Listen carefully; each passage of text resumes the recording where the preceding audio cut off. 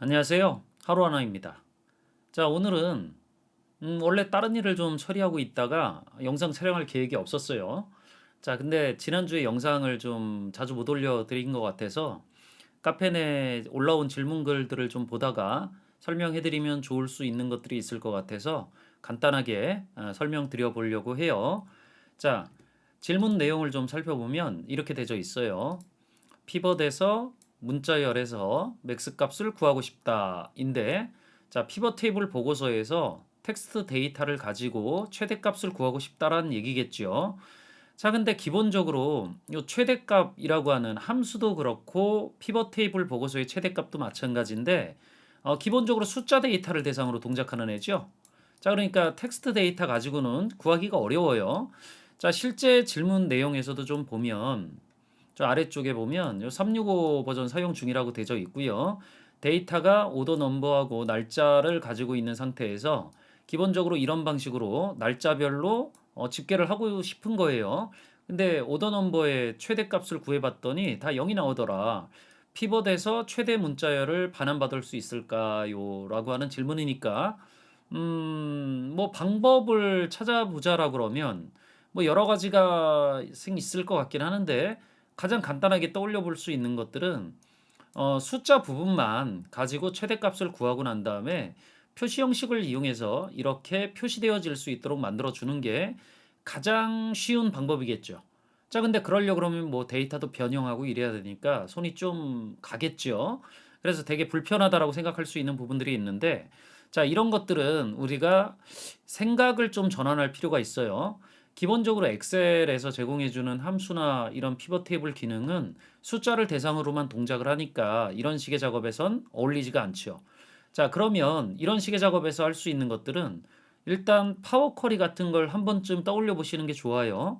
왜 그러냐면 파워 쿼리는 MS에서 제작한 프로그램은 아니고 외부에서 만들어져 있는 것들을 구입해 와서 내부적으로 엑셀 프로그램과 파워 BI 같은 데서 쓸 수 있도록 설계를 바꿔 놓은 거기 때문에 동작되어지는 방식들이 조금 다르거든요. 자, 그래서 제가 한번 보여드리면 예제 데이터만 따로 올려주신 파일은 없어요. 그래서 따로 데이터만 입력해 놓고 보여드리려고 하는데, 제가 리본 메뉴 데이터 탭에 테이블 범위를 눌러서 파워 쿼리 편집기 창을 호출을 해볼게요. 자, 그러면 데이터가 이렇게 보여질 건데, 일단 이 날짜 데이터, 이 데이트열, 비열에 있는 데이터는 시간값까지 이렇게 보여질 수 있겠죠.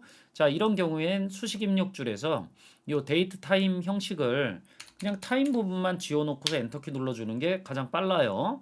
자, 그럼 제가 이 날짜를 기준으로 한번 묶어보려고 할 건데, 자, 그러면 데이트열을 선택을 하고 그룹화, 홈 탭이죠. 눌러주면 되겠죠.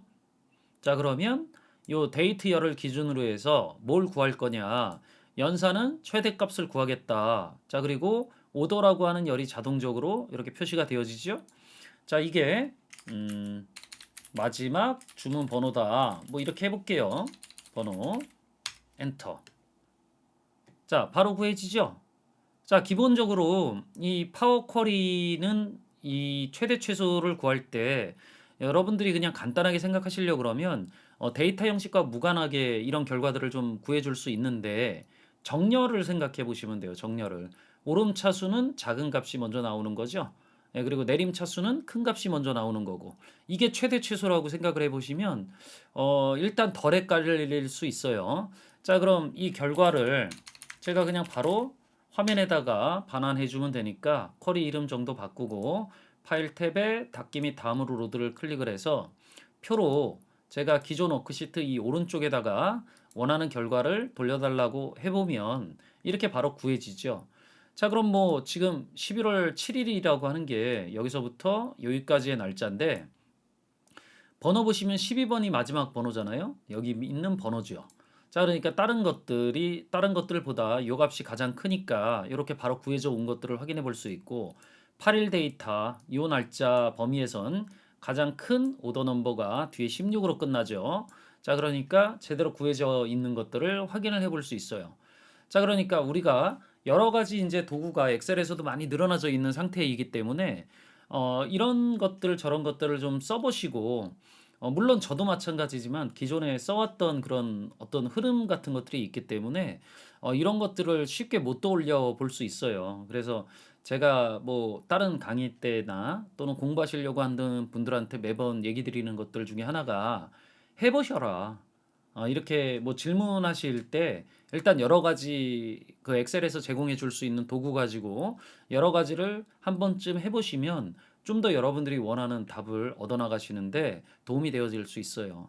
자, 오늘은 간단하게 이런 정보들을 소개를 해 드렸는데 도움이 되셨길 바라고, 도움이 되셨다면 구독, 좋아요, 알림 설정 부탁드리고요. 저는 또 늦지 않게 다음에 좋은 정보 또 가지고 돌아와 보도록 할게요. 수고하셨습니다.